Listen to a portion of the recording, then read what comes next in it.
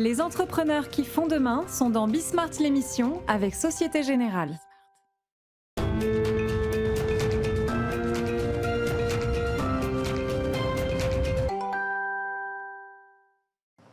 Bonsoir à tous, bienvenue dans Bismart l'émission. Je suis ravie de vous retrouver comme tous les vendredis. Et aujourd'hui, on va se plonger dans l'industrie avec deux boîtes très différentes qui sont dans le domaine de l'énergie, des industries qui innovent, qui sans doute aimeraient bien d'ailleurs qu'on les considère un petit peu plus comme des boîtes de tech.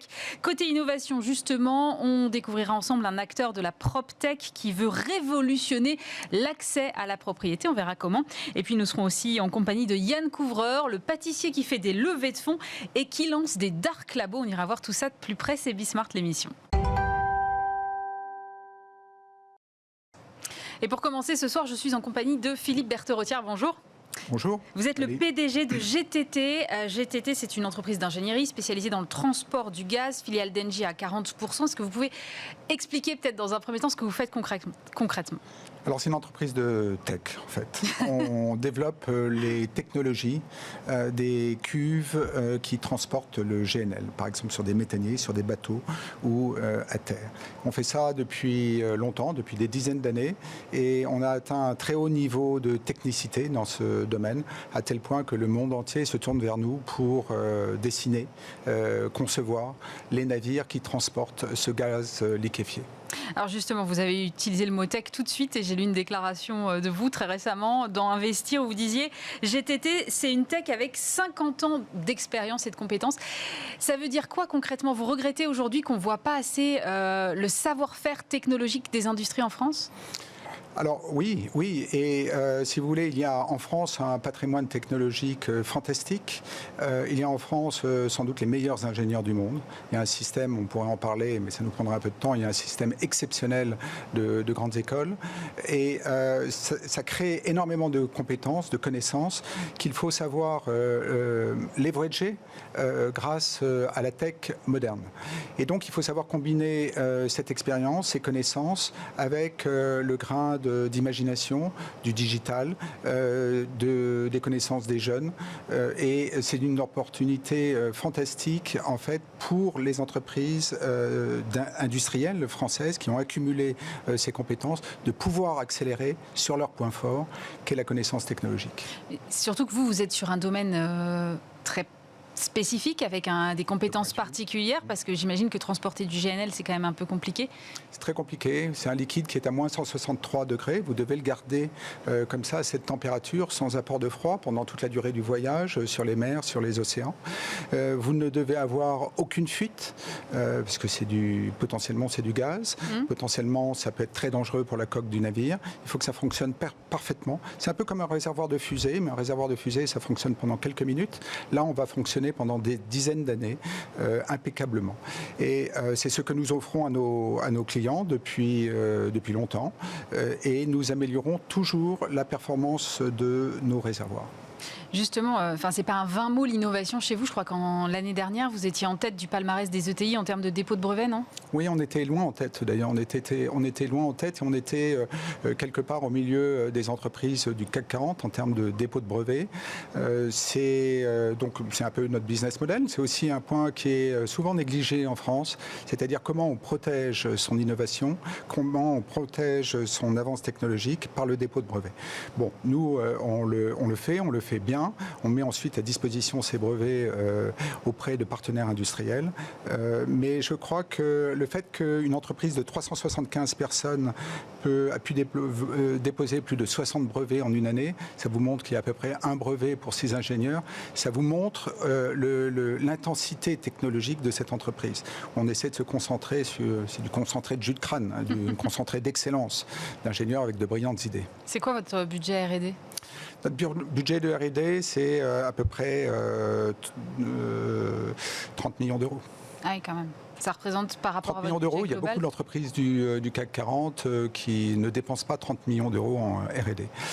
C'est plus de 15% de notre budget global. Ouais, d'accord.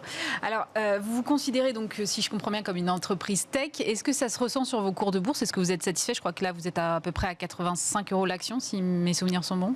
85 € l'action, oui. Nous avons un PER qui est un peu supérieur au marché. Donc, je crois que le marché comprend que nous sommes une entreprise de tech. Nous avons réussi à convaincre beaucoup des clients de cette avance. Maintenant, quand vous comparez ça à d'autres entreprises de tech, c'est un cours extrêmement raisonnable. Oui, mais je ne peux pas quand même vous mettre sur le même plan qu'Apple ou Tesla ou si, il faudrait. Non, nous ne faisons pas des voitures électriques. Enfin, nous faisons des méthaniers. Donc vous considérez que vous n'êtes pas assez valorisé? Peut-être un jour on considérera que ces entreprises qui ont su combiner des connaissances accumulées pendant une dizaine d'années, qui permettent un retour d'expérience considérable, avec un potentiel d'innovation toujours extrêmement agile, ces entreprises sont extrêmement importantes. J'ai regardé un peu vos résultats là, du premier semestre. Vous avez augmenté votre chiffre d'affaires de plus de 66%, je crois, doublé vos bénéfices également. Ça veut dire que vous êtes en plus sur un marché qui n'est pas affecté par la crise sanitaire? Non. Alors notre marché, nous reconnaissons le chiffre d'affaires avec les constructions qui sont faites essentiellement en Asie, en Chine, en Corée, deux pays qui ont été à la pointe en fait du Covid, mais qui ont. C'est pour ça, c'est d'autant plus étonnant en fait. C'est très étonnant. Alors on a vu la façon drastique avec laquelle ils ont géré cette crise, et moi-même qui continue à aller en Corée, je le vois. Donc ils ont pris des mesures extrêmement dures. C'est difficile d'aller là-bas, mais enfin on peut y aller quand même. C'est difficile de se déplacer, mais ce faisant, ils ont énormément limité les conséquences de la crise sanitaire. Et vous, le fait d'être au contact de ces deux pays-là, ça vous a aidé dans votre gestion de la crise? Dans l'anticipation peut-être de certaines choses ou pas? Vous savez, on est une entreprise de 375 salariés. Donc, et nous n'avons que ça. Nous avons des beaux laboratoires, mais nos actifs, les actifs de l'entreprise, ce sont ces ingénieurs, ces 375 personnes. Donc nous en prenons énormément soin. Nous avons regardé ce qui se faisait en Asie, mais nous avons pris beaucoup de précautions. Alors je ne touche pas. Pour l'instant, nous n'avons pas eu de sujet de Covid, mais oui, sans doute, ça nous a beaucoup aidé de nous inspirer des mesures sanitaires de nos partenaires asiatiques. Alors vous êtes sur le marché du GNL, on parle beaucoup d'hydrogène, on a entendu beaucoup parler du grand plan hydrogène. Est-ce qu'à un moment, vous pensez que ça peut supplanter le GNL ou c'est pas finalement les mêmes services, les mêmes transformation? Alors je crois que l'hydrogène, à cause de ses caractéristiques physiques, est un gaz qui est juste complémentaire du gaz naturel. Et aujourd'hui, on le voit comme une solution de stockage des énergies renouvelables. On ne voit pas le gaz naturel comme une solution de stockage des énergies renouvelables. On imagine l'hydrogène pour doper en quelque sorte le gaz naturel dans les réseaux. C'est donc deux gaz complémentaires. Dans cette mesure, ils nous intéressent d'ailleurs, et on pense qu'il a un véritable avenir. Et je pense qu'il faut absolument d'abord penser à remplacer l'hydrogène qui existe aujourd'hui, qui est un hydrogène sale, qui vient de craquage d'énergie fossile. Donc celui-là, il faut le remplacer par un hydrogène vert qui vient des énergies renouvelables. C'est la première priorité. D'ailleurs, c'est une priorité qui peut aller au-delà de l'hydrogène. Il faut des modes de production des énergies qui soient beaucoup plus propres. Et ça s'applique aussi aux énergies fossiles, par exemple au pétrole. Mais l'hydrogène, aujourd'hui, est un gaz qui est dans sa production émet beaucoup de CO2 et ça, il faut le combattre. C'est un marché que vous pourriez adresser ou pas? Pourquoi pas? Pourquoi pas? Nous avons des idées, nous regardons le développement de ce marché. Aujourd'hui, au gré du développement de l'hydrogène vert, je pense que nous pouvons apporter des solutions. Il y a une autre solution que nous pouvons apporter. Nous savons transporter un liquide à moins 163 degrés, le méthane, le gaz. Et demain, s'il faut transporter un liquide à moins 250 degrés, c'est encore beaucoup plus difficile. L'hydrogène liquide, c'est quelque chose que nous pourrions faire. Vous êtes en train de me dire que vous seriez le seul à faire, en fait? Non, il y a d'autres personnes dans le monde qui le font et je pense que sinon ça serait pas drôle. Et il faut pouvoir se mesurer, il faut pouvoir montrer qu'on est meilleur, il faut pouvoir montrer qu'on a plus d'idées, il faut pouvoir montrer que sa solution est plus économique. Donc c'est ça qui nous excite. Si on est seul, on va très vite faire des bêtises.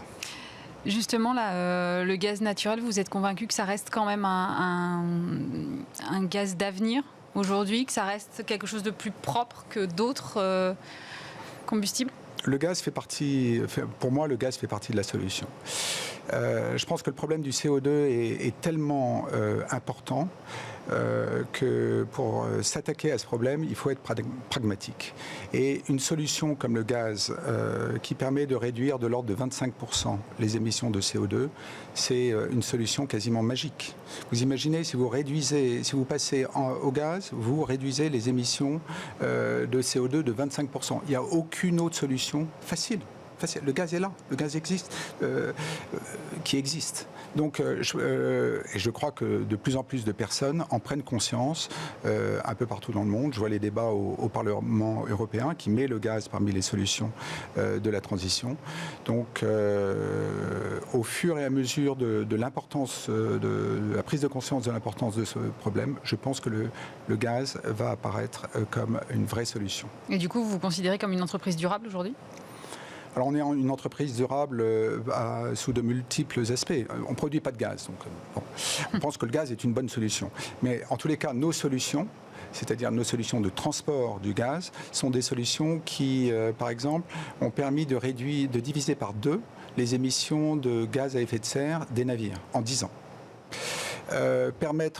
Aujourd'hui, si on met du gaz dans la propulsion des navires, les porte-conteneurs, les pétroliers, les vraquiers, on remplace les fuels actuellement, eh bien, on traite toute une série de pollutions. Il n'y a plus de particules fines, il n'y a plus d'oxyde de soufre, il n'y a plus d'oxyde d'azote et les émissions de CO2 sont réduites de 25%. Donc, avec nos développements, on permet d'apporter des solutions qui sont extrêmement vertueuses pour l'environnement. Un mot pour finir de votre actionnaire de référence. On mentionnait Engie tout à l'heure. Engie qui a visiblement l'intention de faire un peu de tri dans ses actifs. Il pourrait sortir de GTT ou c'est pas à l'ordre du jour ? Écoutez, pour l'instant, je crois qu'ils sont très occupés par une autre activité. Certes. Je crois qu'ils sont... Je peux vous dire que ce sont des actionnaires heureux. D'ailleurs, je rencontre beaucoup d'actionnaires heureux. Sans doute, ça vient ça vient de vos résultats. De nos résultats. Donc, ce sont des actionnaires heureux. Et je dirais que notre vision, qui est de développer des technologies pour un monde durable, entre parfaitement en accord avec leur stratégie. Donc après, on verra. Merci beaucoup Philippe Berthe-Rotière. Je rappelle que vous êtes le PDG de GTT. Tiens, on va continuer à parler d'énergie, mais sous une autre forme aujourd'hui, puisque je suis avec Luc Temelin. Bonjour. Bonjour. Vous êtes directeur général de Mersen. Mersen, c'est l'ancienne Carbone Lorraine, expert mondial des spécialités électriques et des matériaux avancés. Qu'est-ce qui se cache derrière ces mots barbares ? Alors, matériaux avancés, c'est des produits à base de graphite et carbone, utilisés dans des industries de process de très haute température. Alors, un petit exemple, vous en avez besoin pour faire la forme d'un verre de smartphone. D'accord. Pour qu'il soit arrondi relativement beau. Donc, on livre des gens comme Samsung au Vietnam. Et puis, sur la partie électrique, on fait des composantes de protection électrique pour l'industrie. Contrôle et gestion du courant. Alors vous êtes un expert mondial, vous avez 55 sites de production dans 35 pays, je crois, c'est ça à peu près ? Exactement, oui, à 2-3 près. 35 pays, oui, un peu plus de 55, dont une bonne quinzaine de plus de 100 personnes. Et 12% de vos activités en Chine ? Du chiffre d'affaires, oui. Ouais, c'est ça. Est-ce que ça vous a permis d'anticiper justement la crise ? Le fait d'être sur le marché chinois ? Déjà, ça permet de se développer parce qu'on faisait 4-5% de chiffre d'affaires il y a quelques années. On est passé à 12. L'Asie, dans son ensemble, arrive quasiment à 30% du total. Oui, on a vu arriver la vague en février. On a même, ça va peut-être vous surprendre, on a même envoyé des masques. Et à ce moment-là, ils n'en avaient pas trop. Oui. Ils ont eu du mal à nous les renvoyer après. Mais, donc, voilà. C'est bien la première fois que j'entends ça. Si. Il y a eu un moment où ils n'en avaient pas assez pour eux-mêmes. Voilà. Après, c'est difficile de comparer les pays entre eux. Il n'y a pas les mêmes dispositifs en place. Non, la vague un peu compliquée à gérer était la vague européenne, française, et aussi un peu États-Unis, Mexique, Inde, ça continue. C'est pas fini. Non, donc, en Inde en particulier, oui. En Inde, c'est pas facile. Vous avez donc un tiers d'activité en Amérique, à peu près un tiers en Europe, et un petit tiers en Asie. Oui. Vous êtes un bon baromètre de la conjoncture mondiale, en fait. On sent un petit peu tout. J'ai pas de choses particulières à vous annoncer. On n'en est pas à ce stade-là. Mais oui, on a des capteurs un peu partout. Voilà. Et puis à la fin, tout ça arrive un peu à s'équilibrer et on peut passer un petit peu mieux à travers certaines crises locales. Mais là, elle est quand même un petit peu interconnectée. Est-ce que vous voyez un redémarrage de l'activité là plus dans certaines régions que d'autres ou... Ça a bien redémarré en Chine, mais après, forcément, comme ils exportent beaucoup, ça s'est un peu recalmé. On est exposé positivement au marché du solaire, donc ça nous a bien tiré, ça s'est un peu arrêté, ça a l'air de reprendre. États-Unis, c'est assez contrasté, compliqué à lire. C'est compliqué à lire, oui, franchement, tout. C'est, je crois, une des premières fois où on a une vraie difficulté à comprendre ce qui va arriver. Oui. Ouais, en fait, l'incertitude est généralisée, quoi, finalement. Oui, mais après, on a des marchés comme le semi-conducteur électronique qui tire beaucoup, qui a été à peu près insensible à la crise. Petit ralentissement, mais plutôt positif. Tout ce qui est un peu énergie renouvelable a été à chiffre d'affaires stable. Et il y a d'autres secteurs qui ont baissé de 20-25% en avril, mai. Et je dirais que c'est toujours assez moyen. Et vous êtes aussi sur le segment des véhicules électriques, non ? On attaque. Vous attaquez ? Oui, on est en train de faire des qualifications, de faire des développements techno encore, tout n'est pas tout à fait figé. Sur la partie batterie, puisqu'il faut la protéger, il y a déjà un fusible Mersenne sur des Tesla, mais il y a des gros programmes qui arrivent en 2022-2023. Voilà, on fait des composants de gestion de batterie, il y aura des produits Mersenne dans les chargeurs, et il y a de l'électronique de puissance sur les véhicules électriques assez performante. Et là, sur le pôle, matériaux, on est aussi dans cette filière pour fabriquer ces semi-conducteurs. Pourquoi vous avez pris ce virage-là de la voiture électrique ? Qu'est-ce qui vous a motivé ? Bon, on prend le virage. D'abord, il n'est pas tout à fait pris parce qu'on est encore en phase de qualification, mais on est numéro 1, numéro 2 dans les fusibles. Donc, quoi qu'il arrive, les constructeurs automobiles viennent nous voir. Et comme c'est des fusibles assez techniques, c'est pas trivial. Voilà, on s'est embarqué là-dedans. Voilà, on surveille ça on aborde avec précaution et curiosité, mais on commence à être assez proche de qualification. C'est assez excitant. Justement, je parlais avec votre prédécesseur là, de mieux peut-être valoriser certaines industries françaises comme des valeurs technologiques.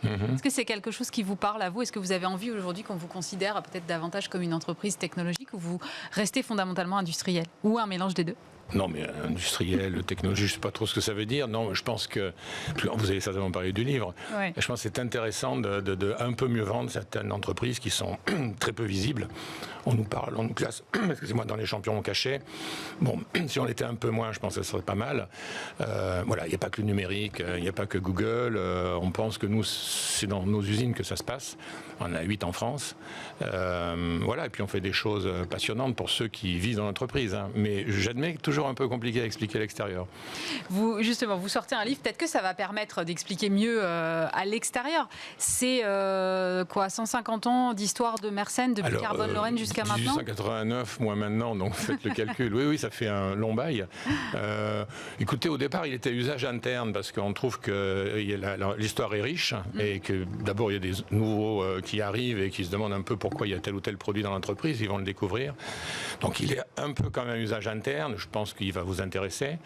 Vous verrez, il y a eu des grands patrons dans cette... je ne parlais pas de moi, mes prédécesseurs ont été très célèbres.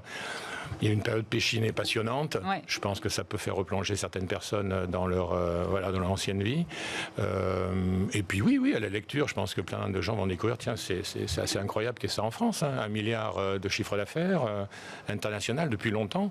On n'a pas eu de difficulté à faire le livre, l'histoire est là, quoi. Et donc, je pense qu'il faut en profiter. Qu'est-ce qu'il y a aujourd'hui de commun entre l'ancienne Carbone-Lorraine et... l'ancienne, il reste des points communs, il y a encore des choses. L'ancienne s'est arrêtée il y a 10 ans. Donc par rapport à celle de 10 ans, il y a pas mal d'activités qu'on a cédées, d'autres qu'on a développées. Après, par rapport à celle des années 50, qui était uniquement basée sur les produits graphite et carbone, on a introduit, la partie électrique, avec notamment une zone, une activité dédiée à l'électronique de puissance qui est assez utile. Hein. Vous avez cette électronique de puissance sur les champs solaires, sur les éoliennes, sur les véhicules électriques, sur des variateurs de vitesse. Donc ça, c'est de l'efficacité énergétique à la fin. Donc, et on a senti un peu ce mouvement. Donc on s'y est engouffré, on a fait des acquisitions. Mais il y a 10 ans, cette activité n'existait pas. Il y avait des choses qu'on faisait dans l'automobile il y a très longtemps qu'on a arrêté. Écoutez, franchement, lisez, vous allez voir, c'est une histoire turbulente et voilà, je pense qu'on est arrivé à formater l'entreprise pour les années qui viennent de manière correcte. Donc voilà, la suite, pas au prochain épisode, il faudra refaire un bout de livre dans 50 ans. Est-ce que quand même, malgré tout, même si effectivement il y a eu pas mal de tumulte et vous avez pas mal bougé sur vos segments d'activité et pris certains virages, vous gardez quand même certaines valeurs, un certain ADN depuis 130 ans là à peu près? Oui, il est dans le livre, l'ADN. En fait, on est il n'y a pas que des ingénieurs, mais beaucoup d'ingénieurs. On fait des produits customisés, on a un contact assez direct avec nos clients. En fait, ça se passe que comme ça. Il faut qu'on comprenne leurs demandes. Donc, on est plutôt bon à comprendre ce qu'ils veulent, les évolutions technologiques. Donc voilà, on n'est pas sur des produits de masse, on est sur des produits high-tech où il y a un savoir-faire, on fait des matériaux uniques, on sait bien les développer. Voilà, on se développera autour de ça, on sait où il ne faut pas aller. Où il ne faut pas aller alors? Dans la grande masse, des pièces pas très chères, des grandes quantités, des choses où vous avez plein de concurrents. Donc voilà, nous on est toujours numéro 1, numéro 2. On a su défendre ses places. Voilà, on va chercher des choses high-tech. Si dans le véhicule électrique, il y a des produits un peu bas de gamme, j'allais dire, ou triviaux, on n'ira pas. Hein. D'ailleurs, on commence un peu sur certains véhicules à ne pas aller dans des choses que tout le monde sait faire. Il faut aller sur les choses qui ont le plus de valeur ajoutée en fait. Oui, nous on aime bien aller discuter avec les ingénieurs d'Alstom, de Saint-Gobain, de Safran. C'est là qu'on vit et ils font plutôt des choses assez techniques. Merci beaucoup Luc Temelin de nous avoir fait partager votre enthousiasme. Je rappelle que vous êtes directeur général de Mersen. Merci.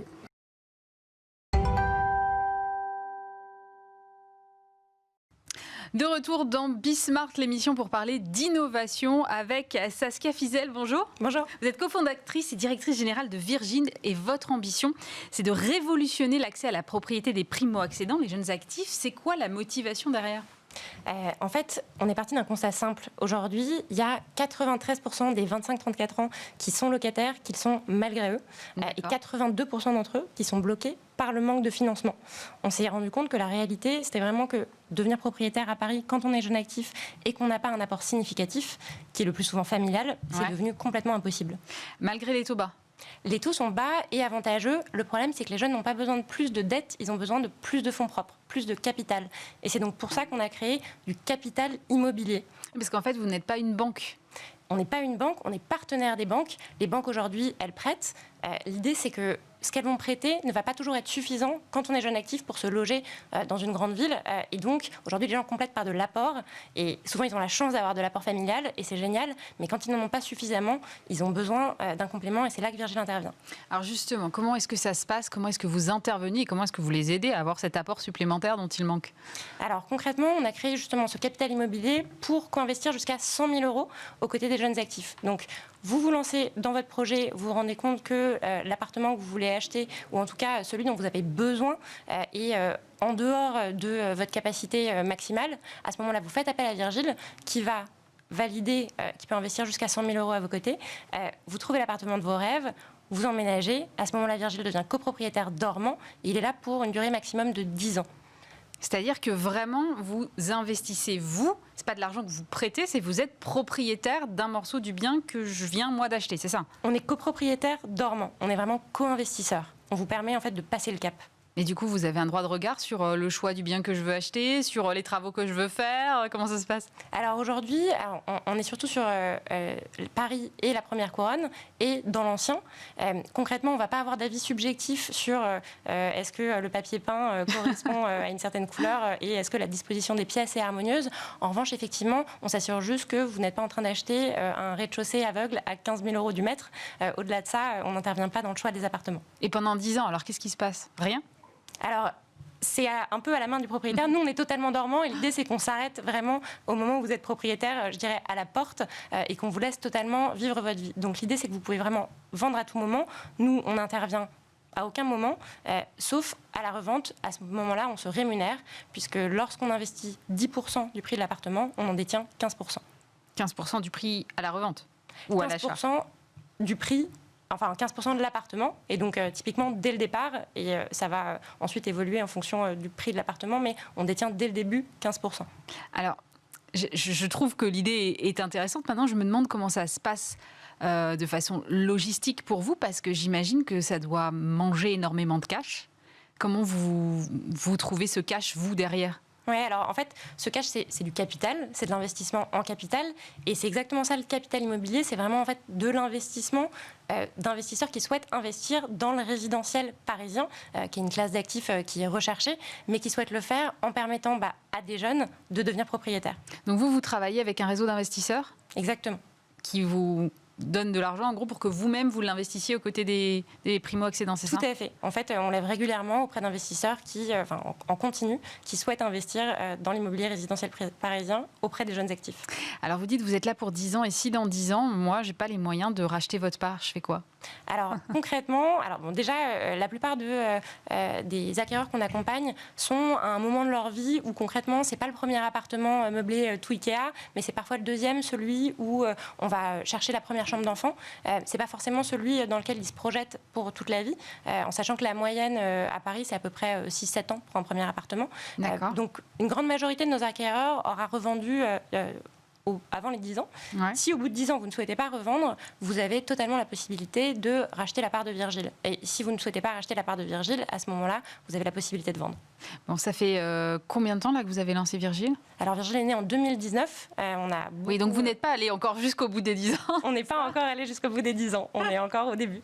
Et vous avez accompagné combien de primo-accédants ou d'accédants intermédiaires, en fait, puisque si je comprends bien, c'est pas finalement tellement les primo-accédants, mais plutôt l'intermédiaire. Alors, c'est pas seulement des primo-accédants, on n'est pas restrictif, tout le monde peut venir nous voir. C'est vrai que c'est des primo-accédants et des secondo-accédants. Et aujourd'hui, on a accompagné en fait notre première promotion, c'est une vingtaine d'acquéreurs, et on vise 100 acquéreurs par mois d'ici la fin de l'année prochaine. Et 5000 d'ici fin 2021, c'est ça ? C'est plutôt 100 par mois. D'accord. Bon, pourquoi Virgile alors ? Virgile, alors d'une part parce que déjà c'est un prénom et c'était très important pour nous que nos acquéreurs puissent s'identifier à en fait quelqu'un qui les accompagne. Virgile, c'est pas seulement du capital, c'est aussi un véritable accompagnement.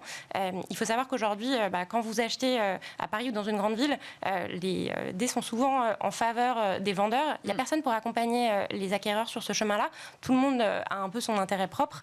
Nous, du fait de notre statut de co-investisseur, on est vraiment là en fait à partir du moment où ils commencent à concevoir leur projet jusqu'à l'acte de vente. Et donc, c'est important qu'ils puissent s'appuyer sur nous à toutes les étapes qui peuvent être difficiles de ce projet-là. Ça, c'est la partie prénom. Et pourquoi Virgile spécifiquement ? C'est parce que c'est une référence assez littéraire à la Divine Comédie de Dante, et dans laquelle, en fait, Virgile guide Dante du purgatoire, de l'enfer à travers le purgatoire et jusqu'au paradis. Et surtout, il s'arrête à la porte. Et nous, c'est le chemin qu'on fait avec les jeunes actifs qui souhaitent devenir propriétaires. L'idée, c'est vraiment en fait de les accompagner sur ce chemin, de s'arrêter à la porte et de les laisser vivre leur vie, être chez eux, vraiment chez eux. Merci beaucoup Saskia Fizel. Je rappelle que vous êtes cofondatrice et directrice générale de Virgile. Je vous propose maintenant de réécouter l'interview de Marion Darietor, la coprésidente d'Entreprise et Progrès, présidente fondatrice également de l'agence de communication Elan Edelman, était venue nous voir justement au début du mois de juillet pour nous parler d'Entreprise et Progrès. Et puis on se retrouve juste après en compagnie de Yann Couvreur. À tout de suite.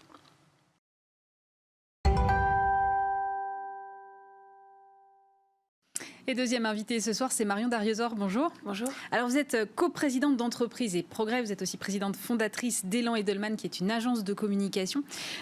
Entreprise et Progrès, c'est une association d'entrepreneurs et de dirigeants convaincus qu'il faut faire de l'entreprise un bien commun. Ça fait quand même longtemps que je suis dans ce métier, je n'avais jamais vraiment entendu parler d'Entreprise et Progrès, mais où étiez-vous donc cachés ? On travaillait, on réfléchissait, on essayait de pondre des idées. On fait ça depuis 50 ans, parce qu'en fait, Entreprise et Progrès a 50 ans. Mais c'est dingue. Exactement. Nos pères fondateurs, François Dalle et Antoine Riboud, il y a 50 ans, ont posé une vision hyper moderne qui était l'alliance, l'articulation entre la performance économique et la performance humaine. Et ça, c'était il y a 50 ans. Donc, mais c'est hyper visionnaire. La modernité et la vision de ces deux hommes. Et puis aujourd'hui, en tant que coprésidente avec Antoine Lemarchand, notre job, c'est véritablement de faire rayonner nos idées et l'association. Et la raison pour laquelle on n'entend pas trop parler d'entreprise et progrès, c'est qu'on a décidé effectivement de sortir un peu plus du bois, parce que les sujets qu'on porte, vous avez parlé du bien commun, sont des sujets d'une grande modernité aujourd'hui. On ne parle que de ça, on va parler du monde d'après. Et on s'est dit qu'il fallait faire grandir nos idées, les diffuser pour engager toute une communauté d'entrepreneurs avec nous. Alors moi, en préparant cette interview, je me suis rendue sur votre site internet. Et alors, la première bannière que j'ai vue, elle m'a forcément interpellée parce que c'est marqué « Pour nos entreprises, ne ratons pas cette crise ». Ça veut dire que déjà, vous êtes convaincu que cette crise, c'est une opportunité formidable pour les entrepreneurs? Alors, je ne vous cache pas que vers le 16 mars, on se disait que c'était une vraie crise, qui ressemblait vraiment à une crise. Ouais. Et puis, peu à peu, on se dit qu'il y a aussi des opportunités. Je pense qu'on a tous eu un état de sidération au départ. Tous les chefs d'entreprise et puis toute la population a eu cet état de sidération. Et puis, peu à peu, on a vu que l'énergie revenait, qu'il y a eu une forme de préparation du rebond. Et maintenant, on parle de résilience. Qu'est-ce qui s'est passé? Il s'est passé que d'abord, on a accusé le coup et on s'est adapté. Et ensuite, les entrepreneurs, les entreprises ont commencé à travailler au jour d'après. Et c'est assez marrant parce que la façon dont les gens l'ont fait, c'est qu'ils l'ont pensé. Vous avez vu pulluler des tribunes, des articles, des bouquins sur le jour d'après, le monde d'après, et comme si on avait besoin de se rassurer par cette contribution intellectuelle. Aujourd'hui, il y a des opportunités. Et il y a des entreprises qui ont décidé de se servir de cette crise pour saisir des opportunités. Mais il a fallu qu'elles démontrent une vraie agilité. Je vous donne quelques exemples chez nous, dans nos membres. On a le cabinet PwC qui, fin mars, a lancé tout un programme qui s'appelle Reconstruire, qui est absolument intéressant pour penser des actions dans le monde d'après et des matrices de relance. Ou encore Ferrero. Ferrero, c'est une entreprise qui fabrique du chocolat, une entreprise gourmande, et qui, sa grosse saison de business, c'est Pâques. Et quand on fait Pâques en confinement, c'est compliqué. Et ben, ils ont lancé Pâques solidaire et ça a été un formidable rebond. Donc oui, il y a des opportunités à saisir. Bon, alors on parle beaucoup de monde d'après. Moi, je me méfie un peu parce que je me dis quand même, les vieilles habitudes ont la vie dure. Et aujourd'hui, tout le monde est tout feu, tout flamme. Oui, c'est l'ère du changement. On va complètement réinventer l'entreprise. Est-ce que votre conviction, c'est que oui, vraiment, ça va se passer et que ça va être adopté par un large champ d'entreprises, ou est-ce que ça va rester à la marge? Alors, je pense que vous avez raison, il ne faut pas crier victoire et le monde d'après, il ne va pas radicalement changer, donc il faut faire attention.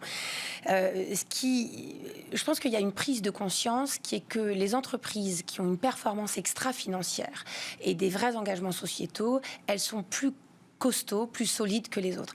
Au démarrage de la crise, il y a eu toute une série d'articles sur ces entreprises qui ont intégré les critères ESG, qui ont le mieux résisté à la crise du Covid. Les critères ESG, c'est des critères de gouvernance et de mesure de votre performance financière et extra-financière. D'accord. Donc, c'est pas que votre profit, c'est tout un tas d'indicateurs. Et donc, c'est intéressant parce qu'il y a tout un courant qui montre que, oui, on peut être une entreprise... Enfin, plus on est engagé pour la société, plus on est performant face aux crises et dans son business. Alors, il y a des entreprises qui vont faire un retour comme avant, mais de plus en plus... chez Entreprises et Progrès, on voit des entrepreneurs qui ont décidé de se saisir de l'ère du temps et de l'ère de l'époque parce qu'on ne va pas faire complètement marche arrière. Ça, on en est convaincu. Il y a une très grosse réflexion en ce moment chez les entrepreneurs autour de l'impact. On parlait tout à l'heure de RSE dans l'annonce de la chronique. La RSE, c'est quoi? C'est la correction de ces externalités négatives. On essaye de corriger tout ce que notre empreinte en tant qu'entreprise génère de pas très bien. Eh bien, l'impact, c'est le fait que non seulement on corrige ces empreintes négatives, mais on met en avant ces externalités positives. Et ça veut dire qu'on fonde son business model sur l'impact. Alors, c'est encore très en avance de phase, mais quand on voit une boîte comme Danone, un membre d'Entreprises et Progrès, qui fait voter en Assemblée Générale son statut d'entreprise à mission, ça, c'est le chemin de l'impact. Et nous, on a envie de plaidoyer, de militer pour ça. Mais j'allais y venir justement, parce que Danone, c'est un très très bon exemple. Sortie de confinement, Danone qui adopte cette mesure qui est quand même très historique, voilà. Est-ce qu'elle peut s'appliquer à tout le monde? Est-ce que demain, toutes les entreprises doivent devenir des entreprises à mission? Est-ce que c'est possible dans tous les secteurs? Alors, non. Et puis, de toute façon, il faut pas choisir un label par rapport à ce qui a l'air du temps. Il faut choisir un label par rapport à ce qu'on est intrinsèquement. Le cas Danone sur l'entreprise à mission, il est historique parce qu'il y a à peine un an, la loi Pacte a été votée. Et la loi Pacte, elle vous propose soit de vous doter d'une raison d'être, soit du statut d'entreprise à mission. Entreprise à mission, Danone l'a fait, c'est une grosse boîte. Parfois, on dit que c'est plus facile. C'est vrai que les PME et les ETI, c'est sincèrement plus difficile. Parce que quand le patron d'une PME, il doit tout gérer, il est au four et au moulin, et qu'en plus il doit changer ses statuts pour mettre sa raison d'être ou devenir une entreprise à mission, c'est super difficile. Donc c'est un chemin, ça ne sera pas pour tout le monde. Il est normal que des entreprises du CAC 40 ouvrent la voie, même si dans le statut d'entreprise à mission, il y a plein de petites boîtes qui l'ont fait, et ça, c'est extrêmement louable. Mais c'est vrai que c'est un chemin. Je pense que il faut aussi... Il y a par exemple des entreprises qui nous disent « Moi, j'ai pas besoin de raison d'être ». Une boîte comme Sodexo, qui est un groupe familial avec des valeurs très fortes, la raison d'être, finalement, elle est intrinsèque. Elle est intrinsèque. Donc, vous voyez, moi, je dis attention au phénomène de mode. En revanche, ce qui compte dans tous les cas, c'est la sincérité de la démarche. Mais justement, comment est-ce qu'on fait pour que... En fait, cette raison d'être, une fois qu'on l'a choisie, qu'on l'a définie, qu'on l'a inscrite sur des statuts, elle ne reste pas juste des mots inscrits sur une phrase, inscrite sur un bout de papier, et qu'elle soit alignée avec la stratégie, avec la vision des dirigeants. C'est hyper important ce que vous mentionnez, parce que ça, c'est vraiment la cause qu'on défend. C'est pour ça qu'on a lancé la fabrique de la raison d'être. En fait, avec la raison d'être, il y a un sujet auquel il faut faire attention, c'est ce qu'on appelle le purpose washing ou le purpose bullshit. En gros, c'est de la com, et c'est une communicante qui vous le dit. C'est des jolis mots, mais en fait, ça ne sert à rien.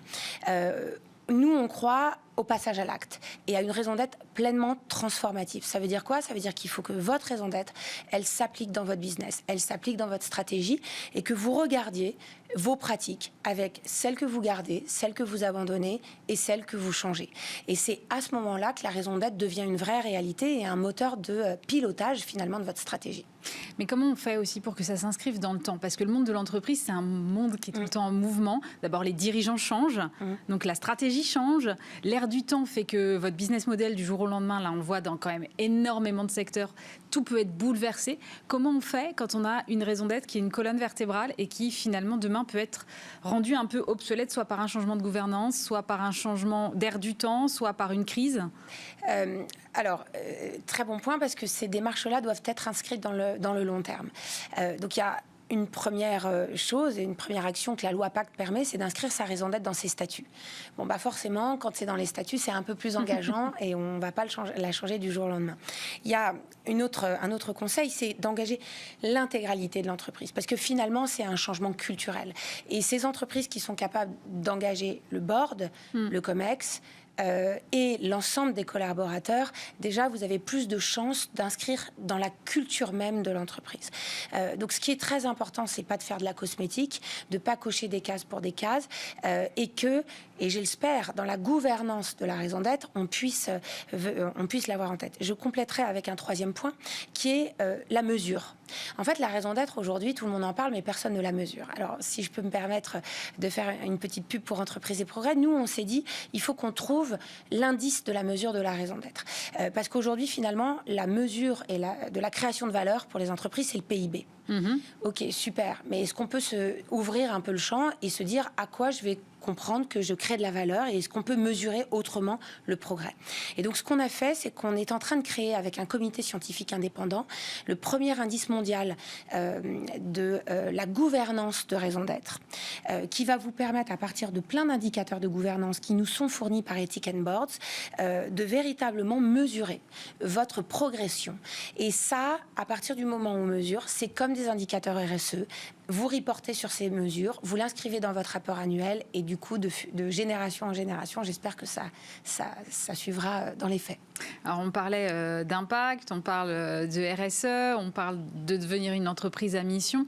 Est-ce que tout ça, toutes ces nouvelles choses qui arrivent, qui se mettent en place, tous ces nouveaux objectifs, et aussi parfois ces nouvelles contraintes, est-ce qu'elles laissent une place encore à l'innovation pour les entreprises aujourd'hui ? Alors, c'est une bonne question, parce qu'on a justement un chantier chez Entreprises et Progrès qui s'appelle l'innovation qui a du sens, l'innovation à impact. Il le faut. C'est-à-dire que, de toute façon, les démarches de raison d'être, d'entreprise à mission, c'est du process, de la méthode, mais de l'instinct. Et l'instinct, qu'est-ce que c'est ? C'est sentir la société dans laquelle vous opérez, les signaux de transformation sociétale. Et le chef d'entreprise, là où il va être bon, c'est certes, il va être bon dans la mise en place de process et de méthodes, mais aussi de sentir et de humer l'air du temps. Et parce que finalement, et c'est ce qui nous réunit chez Entreprises et Progrès, notre communauté, c'est tout simplement de croire que l'entreprise a une place à prendre dans la société pour faire progresser la société, parce qu'on a compris que l'État ne pouvait pas tout. On espère qu'il va y arriver, mais en tout cas, en attendant, nous, on se retrousse les manches. Donc voilà, donc il y a de l'innovation, mais c'est une autre forme d'innovation, une innovation qui doit être fondée sur du sens, sur le fait de sentir l'air du temps. Et si on ne prend pas ça, ça veut dire que l'entreprise n'est pas inclusive de la société civile. Et tout ça sans aller, évidemment, j'imagine, jusqu'à la décroissance. C'est pas du tout votre but. Non, nous, on est des militants de la croissance, parce que s'il n'y a pas de croissance, il n'y a pas de progrès, et il n'y a pas de progrès humain. Donc, la RSE et toutes ces démarches, c'est vrai, sont souvent vues comme de la contrainte. Et donc, on peut se dire que ça bloque, finalement, ça met des contraintes de plus qui peuvent bloquer la croissance. Au contraire, nous, on pense que toutes ces démarches d'engagement sociétal, de raison d'être et d'impact, ça doit libérer la croissance. Parce que ça donne un cap, ça donne une colonne vertébrale. J'en veux pour preuve que les entreprises qui ont bien résisté pendant la crise, qu'est-ce qu'elles ont fait ? Elles ont pris leur raison d'être et elles ont dit, ça va être notre boussole. Pendant la crise, la façon dont on va gérer cette crise, dont on va traverser cette crise, c'est qu'on va s'appuyer sur notre raison d'être pour véritablement comprendre quel est notre cap et prendre des décisions. Donc voilà, donc nous on pense que c'est un peu ça à quoi ça va ressembler. Et donc la RSE à ce moment-là est devenue un outil plutôt qu'une effectivement une contrainte en fait. Alors la RSE c'est un outil, c'est assez technique la RSE. C'est pour ça qu'il y a une jolie place qui est en train de prendre la raison d'être. Parce que la raison d'être finalement pour l'instant, ça changera peut-être, elle est moins process, moins technique que la RSE, où il faut finalement cocher des cases. La raison d'être, vous mettez le curseur là où vous avez envie de le mettre, et si vous voulez être créatif, si vous voulez être innovant, franchement, il y a de la place pour ça. Donc nous, on croit à cette articulation entre RSE et raison d'être. On n'est pas là pour opposer les deux univers, et au contraire, l'un nourrit l'autre. Donc c'est deux registres, deux types de disciplines, et alors l'entreprise qui est capable d'articuler les deux, là, c'est un champion du bien commun. Mais est-ce qu'on peut avoir une raison d'être sans avoir de politique RSE ? Pourquoi pas ? Pourquoi pas, mais en même temps, c'est difficile aujourd'hui de ne pas du tout avoir de politique RSE, puisque on a quand même tous compris que les consommateurs, les collaborateurs, vos clients, vos fournisseurs regardent aussi votre politique RSE pour voir si c'est bien ou pas de travailler avec vous. Donc, c'est quand même devenu un nouveau standard qui est absolument incontournable. Ça veut dire qu'il n'y a plus de marque aujourd'hui qui peut exister sans engagement ? Je pense. Alors, on l'a vu d'ailleurs pendant cette crise, c'est très intéressant parce que les marques et les entreprises, vous l'aurez peut-être noté, elles se sont jetées avec beaucoup de générosité dans la résolution de cette crise. On a vu des entreprises qui ont produit du gel, des masques, il y a eu plein d'initiatives. Pour assurer juste le fait de nourrir la France aussi, accessoirement quand même. Exactement, donc ça c'est finalement un vrai révélateur du fait que l'ensemble des entreprises et des marques ont pris la mesure de ce tsunami de l'engagement sociétal, que ça va durer et que effectivement la responsabilité d'une marque, ça n'est pas que de vendre, mais c'est aussi de résoudre des problèmes de la société. Et ça va changer, selon vous, le regard sur l'entreprise, en tout cas en France, qui parfois a tendance à être un peu négatif quand même. Oui, on espère tous, parce que le patron voyou, on entend tout le temps ça. Franchement, il y a des chefs d'entreprise qui sont hyper engagés. C'est difficile d'être chef d'entreprise, c'est une vraie solitude. D'ailleurs, chez Entreprises et Progrès, c'est cette solitude qu'on essaye de rompre en discutant, en trouvant de l'aspiration. Mais oui, on peut diaboliser l'entreprise. À un moment donné, on a besoin de l'entreprise, on a besoin des chefs d'entreprise pour créer de la valeur, créer des emplois, trouver des idées, être un acteur sur le terrain de la compétition mondiale. Donc oui, en fait, c'est hyper important. Et regardez, ça fait 50 ans qu'Entreprises et Progrès existent. Et voilà, et j'espère que nous, à notre petit niveau, même si j'ai bien compris qu'on n'était pas encore assez connus... Mais vous allez l'être maintenant. Grâce à Bismart, on essaye de faire changer le regard, en fait, sur les entreprises. Bah nous aussi, donc on s'est bien trouvé. Voilà. Merci beaucoup Marion Darrieutor. Je rappelle que vous êtes la coprésidente d'Entreprise et Progrès également, présidente fondatrice d'Élan et d'Hellman. Merci beaucoup. Je suis en compagnie de Yann Couvreur, bonjour. Bonjour. Alors vous êtes pâtissier et vous représentez cette nouvelle génération de chefs, parce que je me suis penchée un peu sur votre presse et j'ai vu qu'on parlait de vous comme voilà, le nouvel âge d'or de la pâtisserie française. Ouais. Ça vous correspond? Je sais pas. Les qualificatifs sont toujours peut-être difficiles à endosser, mais en tout cas je prends les compliments avec plaisir. Bon, vous avez, moi, ce que j'ai l'impression, en tout cas, et ce qui ressort quand on parle de nouvel âge d'or de la pâtisserie française, c'est que la pâtisserie, il y a encore 5-10 ans, c'était un peu toujours la même chose, c'était un peu ennuyeux, c'était les gâteaux du dimanche dans les repas de famille, et qu'aujourd'hui, ça a un peu changé. Qu'est-ce qui s'est passé depuis 5-10 ans? Alors moi, je compte encore vachement sur les gâteaux du dimanche dans les repas de famille, parce que c'est une mine d'or, ça. C'est vrai. Les gros gâteaux, c'est vraiment pour nous le plus intéressant en tant qu'artisan. Après, qu'est-ce qui a changé? L'arrivée des réseaux sociaux, ouais. Le côté do it yourself. Donc ça, c'est très important. La pâtisserie, c'est accessible à tout le monde pour pas un gros investissement. Non, moi je trouve que c'est super dur la pâtisserie. C'est un truc ultra précis, c'est presque scientifique, quoi. Ouais, mais les tutos, les choses, on arrive vraiment à mettre la main à la pâte et puis on a toujours un résultat. Bon, mauvais, beau, moins beau. Moins beau. Mais, parfois c'est pas beau, mais c'est très bon. Il y a plein de choses et puis on progresse et puis voilà, c'est accessible à tous. Et la pâtisserie est devenue entre guillemets glamour grâce à ça, le fait de pouvoir mettre la main à la pâte facilement. Et puis ensuite, l'artisanat qui est revenu un peu au devant de la scène. Qui est mieux valorisé aujourd'hui selon vous, l'artisanat? Ouais, grâce à des émissions comme Top Chef ou autres du même genre, les gens sont passionnés par ça. Et puis en fait, ça fait partie du patrimoine français de savoir faire à manger, en sucré, en salé. Donc je crois que en fait, c'est l'aboutissement de toute cette équation qui fait qu'aujourd'hui la pâtisserie a un rayonnement qui dépasse nos frontières et puis moi je m'en réjouis parce qu'évidemment ça nous porte, les gens s'intéressent à notre travail, quoi de plus flatteur que des gens qui reconnaissent notre travail. Vous parliez du visuel, on a l'impression aussi que le visuel a pris une ampleur supplémentaire, alors probablement grâce aux réseaux sociaux, vous-même vous utilisez énormément Instagram. J'utilise Instagram déjà uniquement à des fins personnelles, professionnelles pardon, excusez-moi c'est tout l'inverse, donc professionnel, je partage uniquement mes nouvelles créations et l'univers de mon entreprise, parce que je garde ma vie privée pour moi, ou en majorité.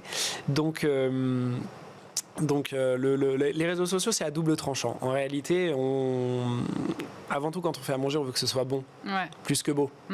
Et Instagram ne dévoile en fait que le beau, que l'esthétisme. Ouais. Donc ça joue un petit peu, des fois ça biaise un petit peu le jeu de la pâtisserie. On veut faire avant tout beau, peut-être sans se préoccuper du goût. Et au final, l'émotion, elle passe par le goût. Instagram, c'est quand même un formidable outil marketing, non, pour ce que vous faites? C'est effectivement déjà très accessible. On touche une communauté. Moi, je suis assez content de la communauté. Je parle en termes de volume des gens que j'arrive à toucher de manière directe, sans avoir à engendrer d'investissement quel qu'il soit. C'est voilà, je fais ça, je vous le montre en direct et vous réagissez. C'est génial d'avoir cette proximité avec une communauté de gens qui s'intéressent à ce qu'on fait. On les a pas forcés à nous suivre. C'est des gens qui s'intéressent d'eux-mêmes et qui font la démarche de nous suivre. Donc c'est un plaisir. Justement, est-ce qu'aujourd'hui, vous n'avez pas l'impression que finalement, être un chef, que ce soit vous ou autre, c'est devenir une marque? Alors moi, j'ai tout à fait conscience de ça. Pour moi, j'ai avant tout construit une marque de pâtisserie. Au début, il s'agissait d'une pâtisserie unique et singulière. Aujourd'hui, il y a un développement. Il y a des boutiques, on est à 3 boutiques. C'est imminent, il va y en avoir une 4e dans le 17e. Il y en a une à Londres. Et ça ne va pas s'arrêter là. On en a une autre en travaux derrière. Donc il y a un développement. L'idée, pour moi, ce qui m'intéresse, c'est de pouvoir garder la qualité à tout prix, sans jamais déroger, tout en continuant mon développement. Voilà. Justement, j'ai vu ce matin à propos de marques comme une autre que vous étiez sur vente privée. C'est exact. On fait des opérations marketing parce que moi, pour moi, l'avenir, c'est le digital et la pâtisserie. Moi, je veux être leader de la pâtisserie digitale. C'est vraiment mon ambition.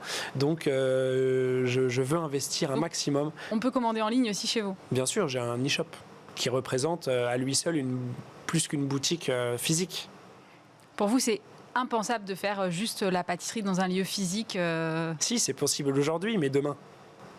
Demain, c'est plus possible. Demain, je pense qu'on est en train de... Voilà, les événements récents nous ont prouvé qu'on était contraints de se remettre en question. Quelle va être la pâtisserie de demain? Comment les gens vont consommer? Moi, j'ai ma petite idée et c'est pour ça que je me porte sur le digital. Je veux absolument pouvoir m'adapter et je veux surtout, non pas m'adapter, mais je veux être leader de la pâtisserie digitale. C'est vraiment quelque chose qui m'excite. C'est un moyen de limiter les coûts aussi, parce qu'on sait qu'une pâtisserie dans un bel emplacement, ça coûte cher. Tout à fait.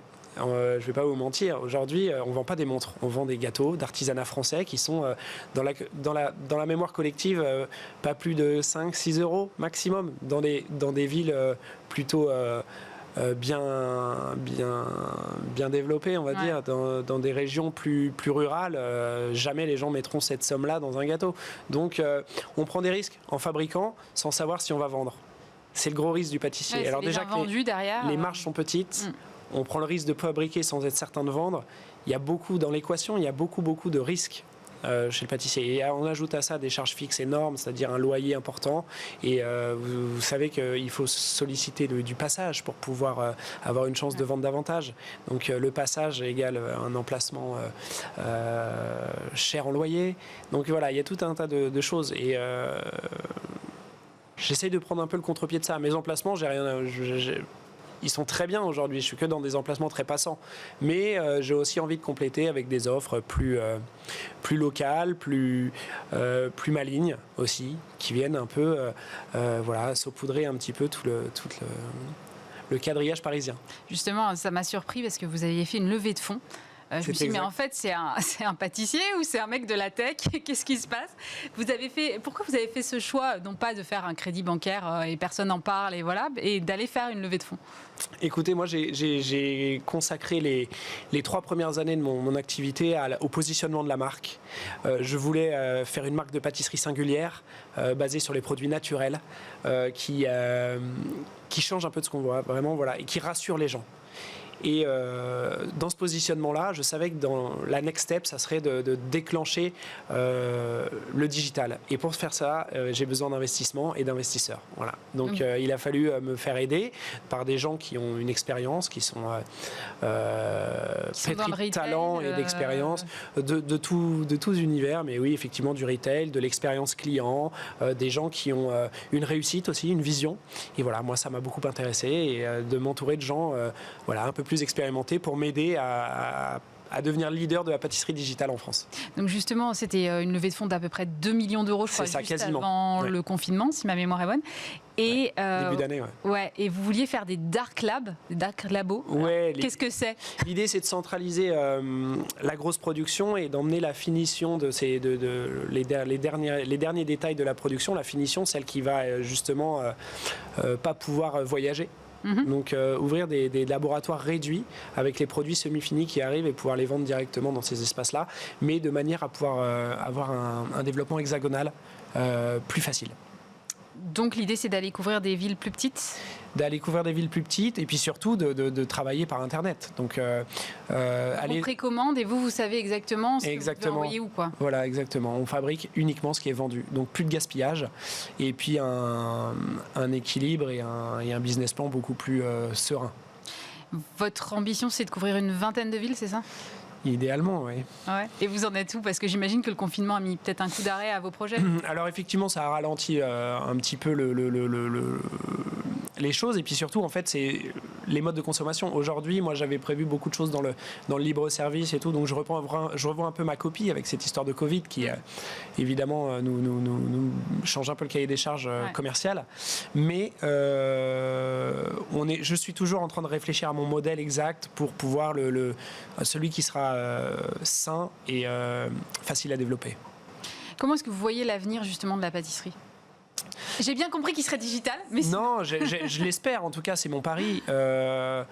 L'avenir de la pâtisserie, j'espère qu'il sera proche de la pâtisserie que je fais aujourd'hui, c'est-à-dire une pâtisserie sans colorant, sans artifice, des produits qui respectent la saisonnalité, l'écologie, une pâtisserie responsable, basée sur le goût, un peu moins sur l'esthétisme. Et je sais qu'Instagram, pour le coup, a fait beaucoup de bien, mais sur cette partie-là, Voilà. On est allé trop loin là dans l'esthétisme. Ouais, je suis pas sûr qu'on mange à la fin des produits très sains quand on voit que voilà, on veut tout mettre le paquet sur l'esthétisme. Souvent, c'est au détriment du goût. C'est comme ça. La pâtisserie, les bons gâteaux, c'est souvent des gâteaux dont le décor est assez succinct finalement et que l'essentiel est à l'intérieur. Et on tape beaucoup sur le sucre et le gras. Et aujourd'hui, ça ne doit pas vous aider dans ce que vous faites. C'est une façon d'arborer les produits, de dire que voilà, est-ce que l'équilibre, de toute façon, le goût, le palais a changé, les gens consomment plus de la même manière.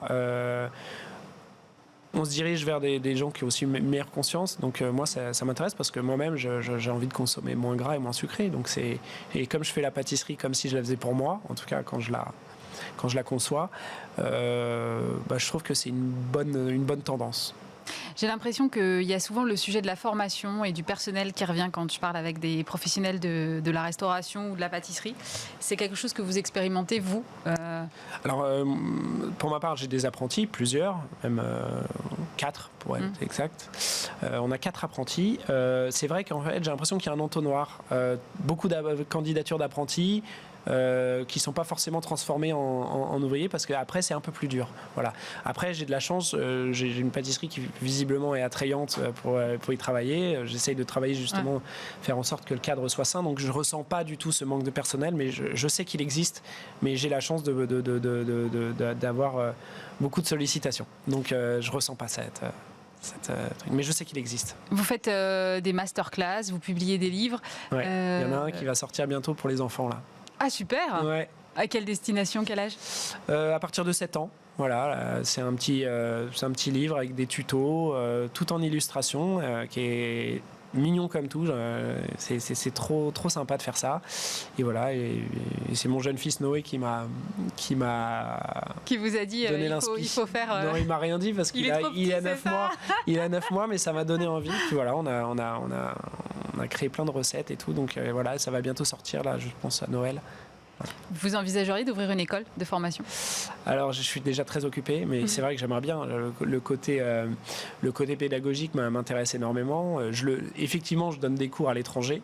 Je donne des cours à l'étranger parce que c'est facile. En fait, on m'invite. Donc, c'est plus facile qu'en France d'aller à l'étranger ? En fait, en France, il y a beaucoup d'écoles en France. Donc, on a moins besoin d'avoir de tuteurs en gros en France. Il y a des écoles qui existent partout, des formations beaucoup plus développées.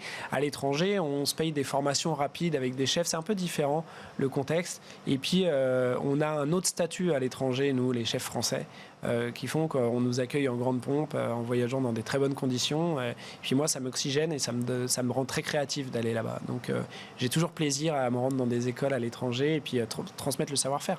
C'est intéressant et puis c'est flatteur en fait. On vous demande de venir pour expliquer un peu votre point de vue et ce que vous aimez dans ce métier, quels sont vos engagements, parce que j'en ai plein moi dans la pâtisserie et je suis ravi qu'on me demande et qu'on s'y intéresse. Donc je suis ravi de donner en fait.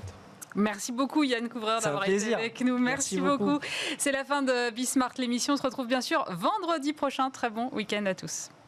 Les entrepreneurs qui font demain sont dans Bismart l'émission avec Société Générale.